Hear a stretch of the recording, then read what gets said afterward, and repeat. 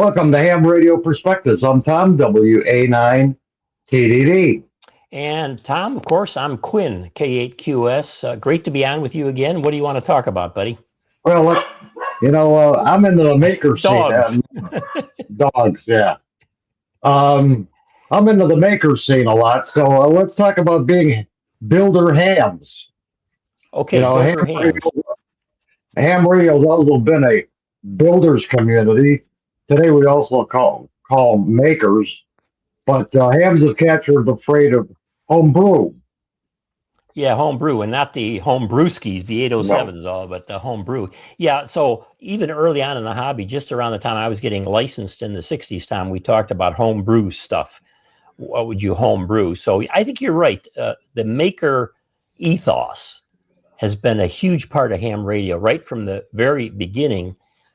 And in fact, the first transmitter I had, I built from a schematic that was in one of the ham radio magazines. It was either in 73 or CQ. I think it was CQ magazine. They called it the peanut whistle, and it had just a very few tubes. It was just hardly anything to it. It was 5 to 10 watt CW only transmitter.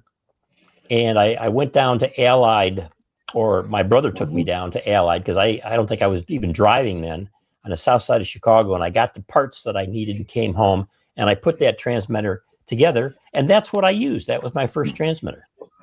Yeah. My first home brew was one of those AM broadcast oscillators, that transmitted as far as the family AM radio. And yeah, the family AM radio in the kitchen. On top of the refrigerator. Right, where otherwise you're listening to WGN radio, Wally Phillips in the morning, and so your family is trying to listen, and there you are, pretending that you're some broadcaster on your AM oscillator. I love it. And I wasn't driving. I was about like 10 years old, maybe 11. My dad drove me down. My dad drove me down to Allied Radio down on Western Avenue, and I remember being at the counter. It was actually walked up to the counter, and you had your list of parts you needed. And I'm standing, I'm probably like this high to the counter.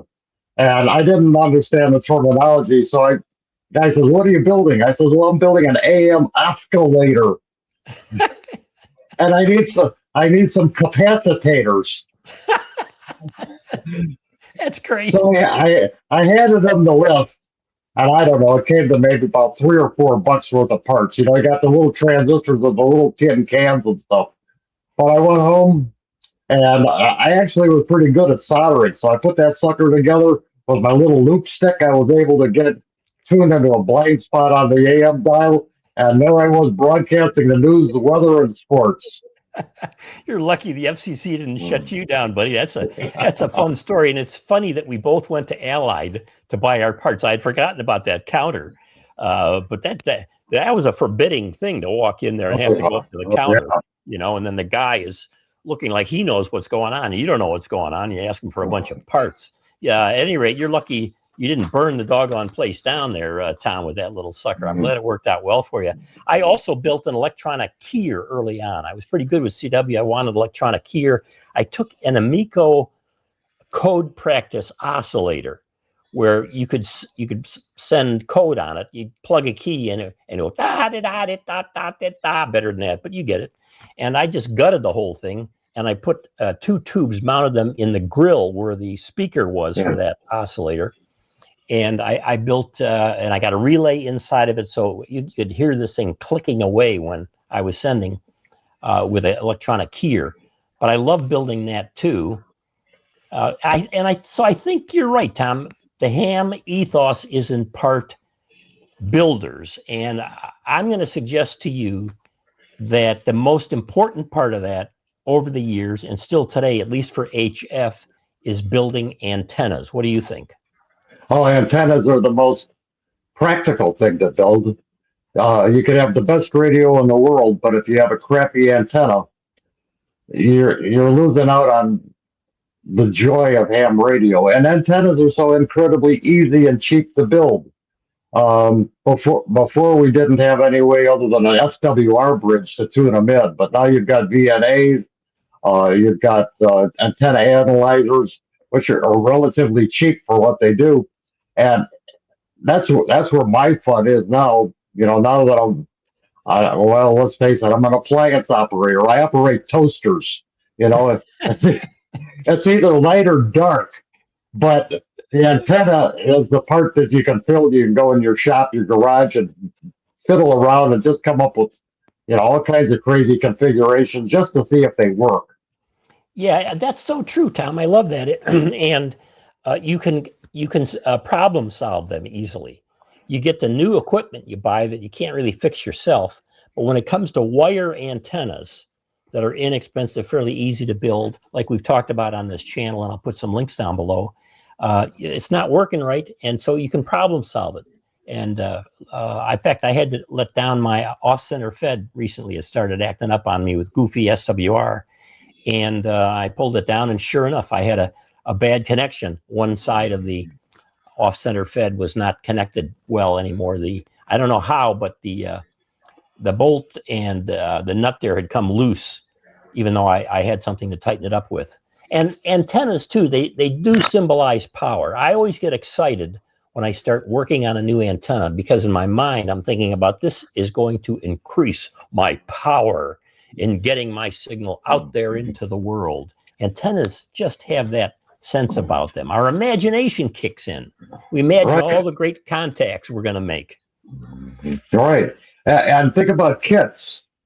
Yes. Kits are great for builders. In our day, Heathkit cranked out so many kits for rigs and accessories. I wonder if there's any longtime hams out there who had not owned anything not made by Heathkit or Nightkit.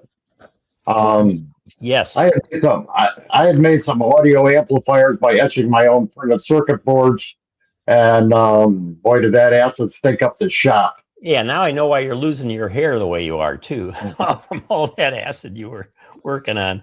But it's fun. It's fun. Even my wife said to me the other day, with my hair getting the way it is here too, maybe it was because of all the solder that I smelled over the years. She said to me, you're starting to look like Doc on Back to the Future. And I started thinking, maybe it's because all the things I put my hands on that were creating RF power over the years. My first Heathkit kit was an SWR bridge that came in that two-tone green that they had, which was kind of a knockoff of the Collins two-tone gray. And doggone it, Tom, if that thing didn't work immediately, when I soldered it all together, put the case together, they say don't operate this unless you get the case together and put those final screws in. I guess they don't want you to get shocked. And it worked. Yeah, if you followed the instructions and the instructions were correct, The one nice thing about the Heathkit is, as you went from step to step assembling the kit, you had a step midway between how to test that you're performing were supposed to at that point before you went on to the next step, which is was really helpful, so you didn't screw something up. And you just gave me a great memory, Tom, with Heathkits and also with Nightkits that we had built, from Allied Radio, that you would get this instruction manual that you would go through, and then you would click off little boxes. You solder this resistor and it tells you what it looks like and shows you a picture where it goes in. But when I would get the instruction manuals, they would often come with one sheet in the front, which was for all of the corrections. Right. So some people before you, if they had put that thing together and they didn't have those corrections, it probably didn't work. And then they would call up Heathkit, and Heathkit would say, oh, golly, we made a mistake there. We better put that in all of the new ones that are going out. But today we have these kits, Tom, that are different, like Elecraft, high-end, very good equipment. But most of their equipment, you can buy the version that's not put together, and then you kind of plug it in or whatever you want to call it. You don't have to do the soldering, but you can still make it. Yeah, those are plug and play pre-made component boards, and like I said, it's like building your own toaster. Yeah, and there's still enjoyment in that. I think it's kind of pleasure that you get from making something, even if it's simple like that, beyond just buying a radio and pulling it out of a box. there's pleasure in being a maker. I think there's something biblical about that, but I don't want to go there. Right. Like the difference between buying a package of cigarettes and rolling your own with paper and herbal contents to fabricate a goofy looking smoke, twist one end and dovetail the other. I got to tell you, Tom, that some of the kits that I built, when later in life, if I still had them and I opened them up and looked, it looked like a roll of your own cigarette inside those. The soldering was not well done. It was kind of crummy, but it still worked, as long as it was not a cold solder joint. So gang, we just want we want to encourage you to be makers, ham radio makers. It's part of the ethos. There's a fancy word. If you don't know it, look it up. The ethos of ham radio. It's been great for us. We still look for ways of being makers, especially with HF antennas. And now we're also being part of the ham maker community by making these videos. Ham Radio Perspective, please subscribe, give us a thumb up, hit that bell sign, and give us some comments down below. We'd love to hear from you. I'm Quinn, K8QS. I'm Tom, W89TDD. See you, gang.